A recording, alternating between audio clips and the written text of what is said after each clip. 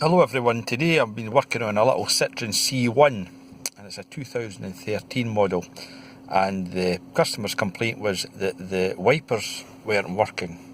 So indeed, when you put up and put down on the stock, the wipers were not working. So a quick trick to see if the bulbs are working is just go straight to the hazards, and if you get that coming up 9 times out of 10 or 99 times out of 100, it's the switch. And indeed, I just went right for the switch and changed it out. So I had to go to Citroen and get this.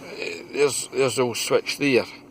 So the interesting bit about this car's a 2013, so it's only 5-year-old, and man, look at the corrosion on these pins. I mean, the pins they're damp, they're green, so I don't know where the water's getting in here. I have no idea. But I mean, it's the ignition switch, the wiper switch. This is a combined wiper light switch.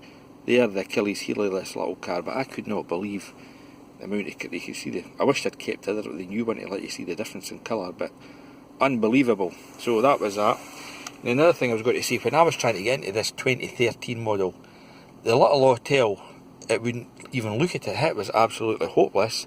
Snap-on, it did get in it. I've got the 2014 and it looked at some of the systems, but believe it or not, the Delphi hit go into, was it 5 systems including the power steering, and it was fast. So sometimes the most expensive tools aren't the best. So, and that was this case, the little Delphi on the laptop, this old Windows XP laptop, got me in even quicker. So anyway, that's a 2013 Citroen C1, and you can see the corrosion on these pins. Oh, the other thing, there's an excellent video. I put a link below the video to the guy who does how to change this ignition switch out. I'll let you see that. Anyway, cheers.